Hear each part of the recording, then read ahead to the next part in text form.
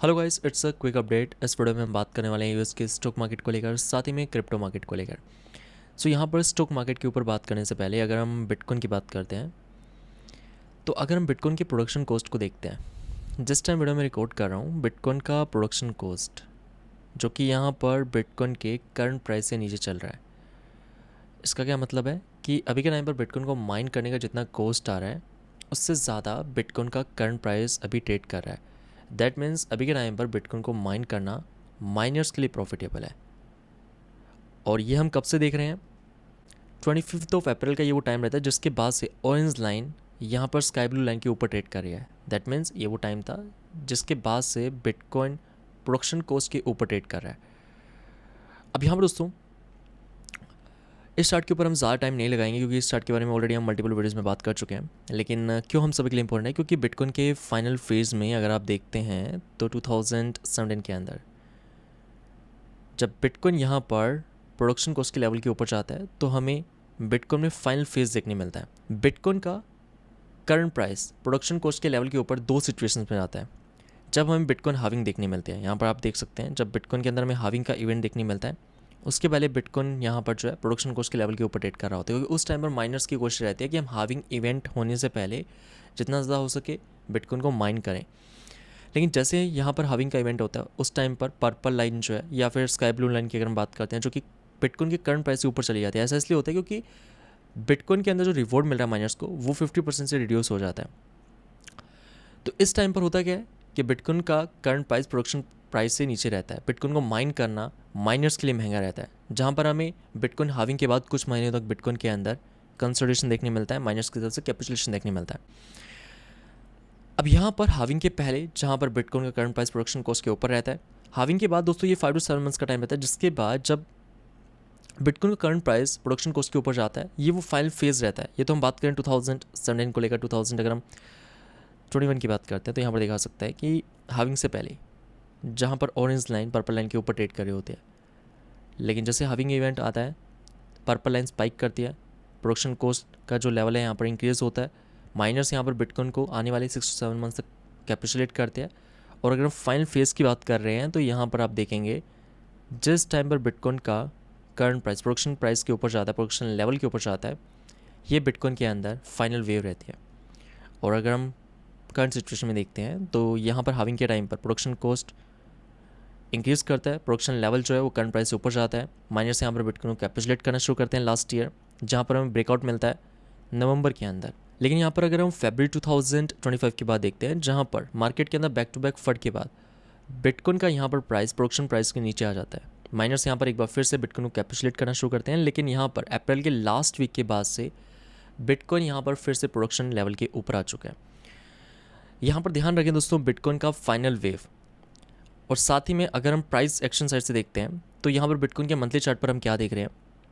Bitcoin 2012 के बाद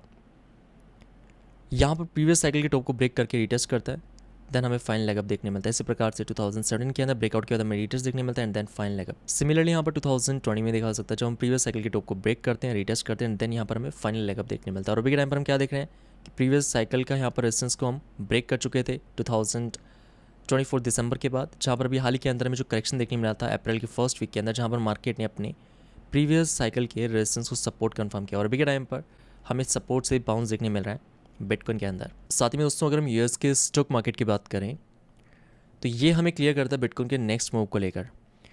इस चार्ट को लेकर हम लास्ट 1.5 ईयर से बात कर रहे हैं, जहाँ पर S&P 500 के अंदर हमें सेम स्ट्रक्चर देखने मिल रहा है 1996 के बाद से, जहाँ पर मोमेंटम में देखा सकता है RSI के अंदर अपने पास डाउन ट्रेंड रेजिस्टेंस ट्रेंड है। जब मार्केट यहाँ पर 6 to 7 ईयर्स की डाउन ट्रेंड को अपसाइड की तरफ ब्रेक करता है, देन यहाँ पर हमें यूएस के स्टॉक मार्केट में कंटिन्यूएशन देखने मिलता है। 2010 के बाद भी देखा सकता है एंड इसी प्रकार से 2016 में देखा सकता है, जब डाउन ट्रेंड रेजिस्टेंस को यहाँ पर ब्रेक करता है मार्केट, उसके बाद यूएस के स्टॉक मार्केट में हमें अपसाइड की तरफ कंटिन्यूएशन देखने मिला। और अगर हम यहाँ पर 2018 के बाद से देखते हैं, अभी के टाइम पर हमें 2700 डेज कंप्लीट होने लगे हैं।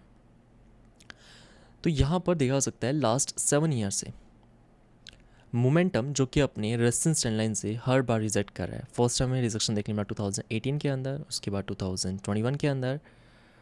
लेकिन ये रेजिस्टेंस ट्रेंड लाइन को हमने ब्रेक किया था अगस्त 2024 के अंदर। एंड ये वो टाइम रहता है जहाँ पर यूएस का स्टॉक मार्केट अपने लास्ट 7 ईयर्स के डाउन ट्रेंड को ब्रेक करता है। लेकिन जनवरी 2025 के बाद जब यूएस के अंदर टैरिफ के हमें न्यूज़ देखने मिलते हैं, तो मोमेंटम फिर से अपने लास्ट 7 ईयर्स के डाउन ट्रेंड के अंदर आ जाता है। अब यहाँ पर दोस्तों हम सभी के लिए समझना ज़रूरी है कि यूएस के स्टॉक मार्केट के लॉन्ग टाइम फ्रेम के डाउन ट्रेंड रेजिस्टेंस को जब मोमेंटम ने अपसाइड की तरफ ब्रेक किया है, उस टाइम पर हमें क्या रिएक्शन देखने मिला। जैसा कि यहाँ पर देखा जा सकता है, स्टॉक मार्केट के अंदर डाउन ट्रेंड रेजिस्टेंस ब्रेक होने के बाद हमें स्टॉक मार्केट के अंदर आने वाले वक्त में न्यू हाइज देखने मिले हैं। लेकिन इसका बिटकॉइन के ऊपर हमें क्या इम्पैक्ट देखने मिल सकता है? अगर हम लास्ट ईयर की बात करते हैं, अगस्त सितंबर 2024 के टाइम पर जब मंथली टाइम फ्रेम के अंदर में रेजिस्टेंस का ब्रेकआउट मिलता है मोमेंटम में, ये वो टाइम रहता है जहाँ पर बिटकॉइन 49,000 का बॉटम कंफर्म करने के बाद 1,09,000 तक पंप करता है।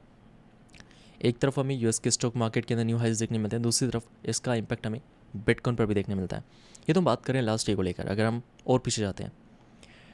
अगर हम यहाँ पर 2016 में देखते हैं, अब यहाँ पर ये वो लास्ट 600 डेज का रेजिस्टेंस रहता है जब मोमेंटम इसको अपसाइड की तरफ ब्रेक करता है। ये वो टाइम रहता है जुलाई अगस्त 2016 का, जिसके बाद हमें S&P 500 के अंदर अगर हम कोविड तक देखते हैं तो हमें 60% की रैली देखने मिलती है, और अगर हम 2021 तक देखते हैं तो हमें 130% की अराउंड रैली मिलती है इस डाउन ट्रेंड रेजिस्टेंस के ब्रेकआउट के बाद।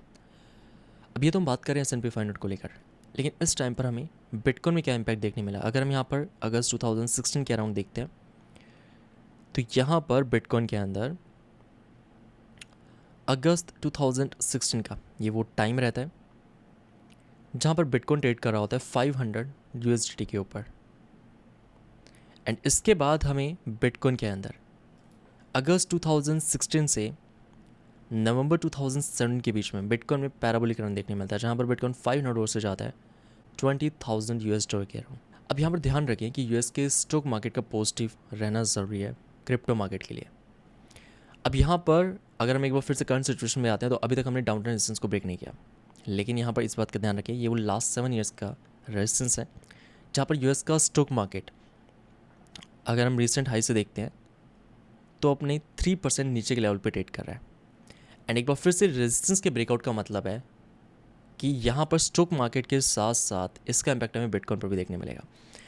क्योंकि जब यहाँ पर लॉन्ग टाइम फ्रेम के अंदर मोमेंटम ब्रेक होता है स्टॉक मार्केट के अंदर, तो अगर स्टॉक मार्केट यहाँ परफॉर्म करना शो करेगा तो रियल टाइम के अंदर इसका इम्पैक्ट हमें क्रिप्टो मार्केट के ऊपर भी देखने मिलेगा। क्योंकि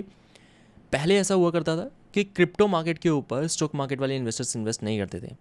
लेकिन यहाँ पर अगर आप लास्ट 1.5 ईयर से देखते हैं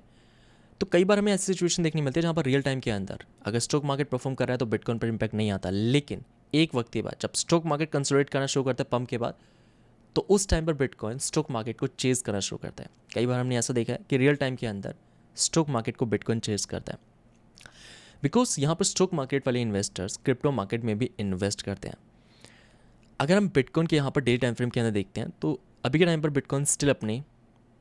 दिसंबर 2024 के रेजिस्टेंस के नीचे ट्रेड कर रहा है। अब यहाँ पर इस बात का हमेशा ध्यान रखें, जब भी मार्केट अपने इंपॉर्टेंट स्ट्रक्चर को ब्रेक करता है, चाहे हम अपसाइड की तरफ बात करें रेजिस्टेंस की या फिर सपोर्ट की बात करें,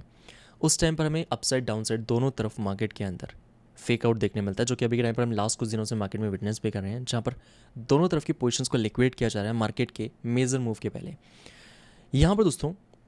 अगर हम 2023 के अंदर ही देखते हैं, अगर हम इस टाइम फ्रेम के अंदर ब्रेकआउट को देखते हैं, जिस टाइम पर हमें 4 मंथ्स के रेजिस्टेंस का ब्रेकआउट देखने मिलता है अक्टूबर 2023 के अंदर, इस टाइम पर फियर एंड ग्रे इंडेक्स जो कि 50 के ऊपर ट्रेड कर रहा होता है, जहाँ पर मार्केट के अंदर इन्वेस्टर्स के बीच में हमें न्यूट्रल सिचुएशन देखने मिलती है, ना ही ज़्यादा इन्वेस्टर्स इस टाइम पर बेरिश होते हैं ना ही बुलिश रहते हैं, जिसके बाद बिटकॉइन यहाँ पर अपने रेजिस्टेंस का ब्रेकआउट करता है एंड देन बिटकॉइन में आने वाले वक्त में हमें न्यू हाइज देखने मिलते हैं। इस तरीके से अगर हम यहाँ पर 2024 के अंदर देखते हैं तो नवंबर 2024 के रेजिस्टेंस के ब्रेकआउट के पहले लास्ट 6 to 7 मंथ्स तक बिटकॉइन अपने रेजिस्टेंस के नीचे ट्रेड कर रहा होता है, लेकिन जब हमें ब्रेकआउट मिलता है नवंबर 2024 के अंदर, इस टाइम पर फियर एंड ग्रे इंडेक्स 6870 के अराउंड ट्रेड कर रहा होता है, जहाँ पर मार्केट अपने रेजिस्टेंस को ब्रेक करता है और बिटकॉइन में हमें 1,09,000 का लेवल देखने मिलता है। और अगर हम करंट सिचुएशन में देखते हैं तो बिटकॉइन एक बार फिर से अपने रेजिस्टेंस के नीचे ट्रेड कर रहा है। एंड हमेशा इस बात का ध्यान रखें, जब भी मार्केट अपने इंपॉर्टेंट लेवल को ब्रेक करने वाला होगा तो उसके पहले मार्केट के अंदर हमें सबसे ज़्यादा वोलेटिलिटी देखने मिलती है। जैसा कि अभी के टाइम पर आप देख रहे होंगे कि बिटकॉइन जैसे ही यहाँ पर अपने रेजिस्टेंस पर जा रहा है, वहाँ से हमें 5% का करेक्शन, एक बार फिर से यहाँ पर हमें 4 to 5% का करेक्शन देखने मिल रहा है। अगर आप लास्ट ईयर जाते हैं तो रेजिस्टेंस के ब्रेकआउट के पहले जहाँ पर बिटकॉइन लगभग 10% का करेक्शन लेता है, एक बार फिर से इस करेक्शन के अंदर इन्वेस्टर्स बेरिश होते हैं एंड देन यहाँ पर मार्केट रेजिस्टेंस को ब्रेक करता है। तो यहाँ पर हमने लास्ट 2 ईयर्स में क्या देखा कि फेयर इंडिया इंडेक्स 50 के रेंज में और 70 के रेंज में हो। ये वो टाइम था जहाँ पर मार्केट अपनी रेजिस्टेंस को ब्रेक करता है, लेकिन ब्रेकआउट के पहले मार्केट के अंदर में वॉलेटिलिटी देखने मिलती है। अभी के टाइम पर देखा जा सकता है कि बिटकॉइन यहाँ पर अपनी रेजिस्टेंस को अगर ब्रेक करता है तो बिटकॉइन यहाँ पर प्राइस डिस्कवरी जोन में एंटर करेगा, और प्राइस डिस्कवरी जोन में प्राइस के लिए अपसाइड की तरफ कोई रेजिस्टेंस नहीं है, प्राइस कितना भी यहाँ पर पंप कर सकता है।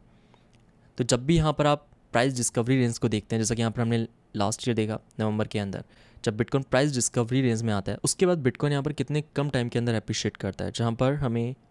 72,000 डॉलर के ब्रेकआउट के बाद 1,09,000 डॉलर का लेवल देखने मिलता है।